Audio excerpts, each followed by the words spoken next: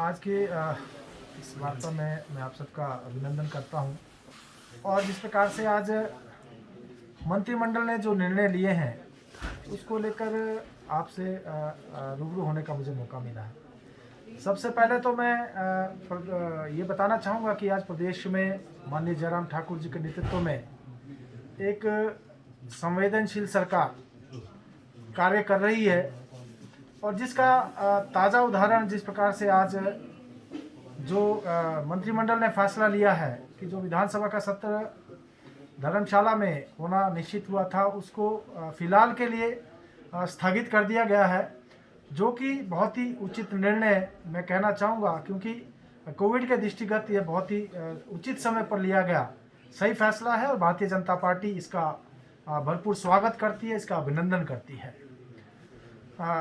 हम जानते हैं कि प्रदेश में जिस प्रकार से पिछले कुछ दिनों से कोरोना के संक्रमितों की संख्या में बढ़ोतरी हुई है, उस दृष्टि से प्रदेश सरकार ने बहुत ही सही निर्णय लिया है। और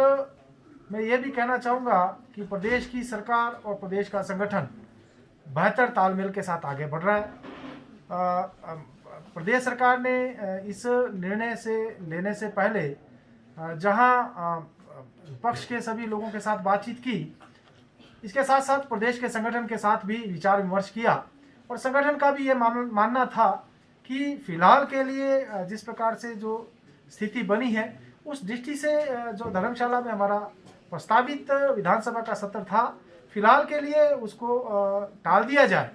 और सरकार ने उस निर्णय को लिया है। मैं प्रदेश के माननीय मुख्यमंत्री जयराम ठाकुर जी और मंत्रिमंडल के इस निर्णय का स्वागत करता हूं। पूरी पार्टी इसका स्वागत करती है, अभिनंदन करती है और निश्चित रूप से बहुत ही सही निर्णय प्रदेश सरकार का है, ताकि जिस प्रकार से प्रदेश की जनता आज हम देख रहे हैं जो संक्रमण के मामले बढ़े हैं, उस दृष्टि से उनकी